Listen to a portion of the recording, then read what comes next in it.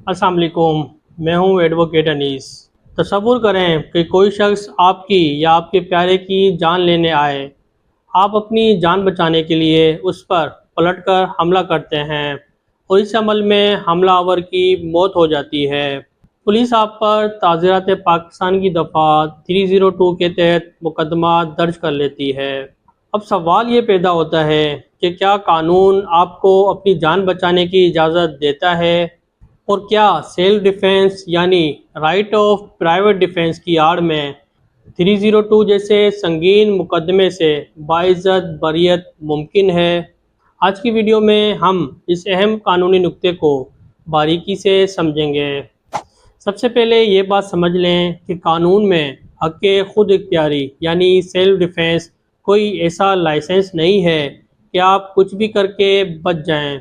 अक्सर अदालतों में मुल्ज़िमान ये मौक़िफ़ अपनाते हैं कि हमने अपनी जान बचाने के लिए गोली चलाई, लेकिन यहाँ अदालत सबसे पहले हथियार यानी वेपन की नौइयत देखती है। लाइसेंस याफ्ता असला। अगर आपके पास कानूनी और लाइसेंस याफ्ता असला है तो आपका केस मजबूत हो जाता है, क्योंकि आप पर गैर कानूनी असला रखने का जुर्म साबित नहीं होता।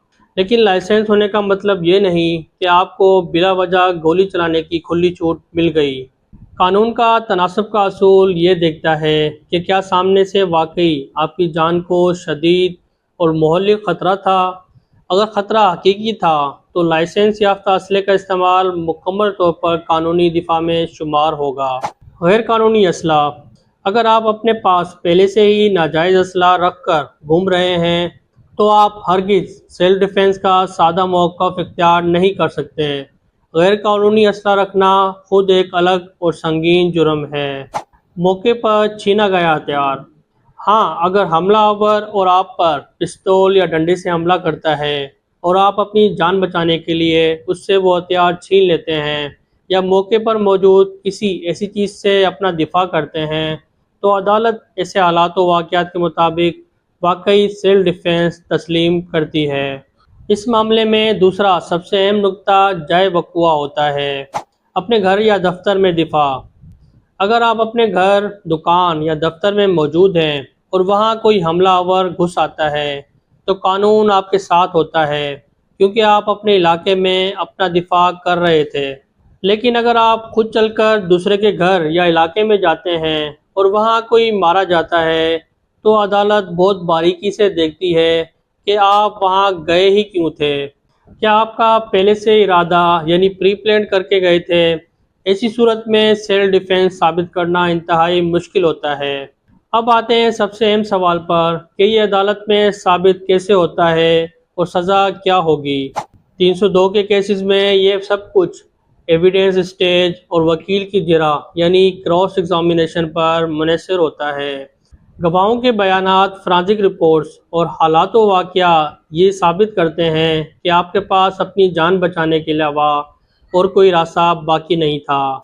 आमतौर पर दफ़ा 302 में फांसी या उम्र कैद की सज़ा होती है, लेकिन अगर आपका वकील अदालत में कामयाबी से ये साबित कर दे कि ये इक़दाम 100% अपनी या किसी मासूम की जान बचाने के लिए ही उठाया गया था, तो अदालत मुल्ज़िम को बग़ैर किसी सज़ा के बाइज़्ज़त बरी कर देती है। खुलासा ये है कि कानून आपको अपनी और अपने मासूम घर वालों की जान बचाने का पूरा हक देता है, बशर्ते आपके पास जान का हकीकी ख़तरा हो और हालात व वाक़यात इस बात की गवाही दें। अगर आपको ये कानूनी मालूमात मुफीद लगी हों तो वीडियो को लाइक करें, शेयर करें और मज़ीद कानूनी आगाही के लिए चैनल को सब्सक्राइब करें। अगर आपका इस हवाले से कोई सवाल है तो कमेंट्स में ज़रूर बताइएगा। मैं हूं आपका अपना एडवोकेट अनीस। अपना और अपने हकूक़ का बहुत ज़्यादा ख्याल रखिएगा। पाकिस्तान जिंदाबाद, पाकिस्तान पाइंदाबाद। अल्लाह हाफिज़।